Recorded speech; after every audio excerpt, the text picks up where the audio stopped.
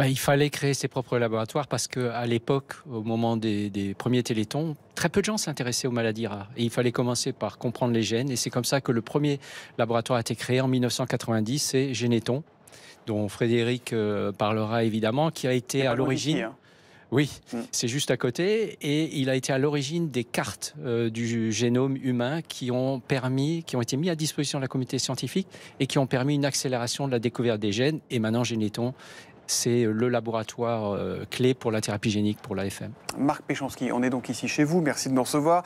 En se promenant dans les locaux de ce labo, ça ne ressemble pas à l'idée qu'on se fait d'un labo. Il y a beaucoup de vie, il y a beaucoup d'humains, il y a des signatures des anciens parrains, il y a des photos de famille, etc. C'est presque un labo associatif. Quand vous avez créé ISTEM, on ne vous a pas dit que c'était de la folie. Racontez-nous comment ça Ah, s'est on nous a passé. dit que c'était de la folie, et puis c'est finalement, je dirais, le label AFM, c'est-à-dire qu'on est tous une bande de fous ici, parce que les parents, les familles avaient décidé de cette folie qui était on veut guérir, on veut que nos enfants guérissent, et nous, les scientifiques, on a apporté notre petit grain de folie, et celui de faire ISTEM en 2005. Alors les cellules souches, il y avait des gens qui travaillaient dessus déjà ailleurs, dans le monde, mais en France, c'était nouveau, avec l'idée, et ça c'était totalement nouveau, de faire de l'innovation thérapeutique et d'aller sur les maladies génétiques. Ça, c'était de la folie, et c'est cette folie qui nous a permis de construire tout ça.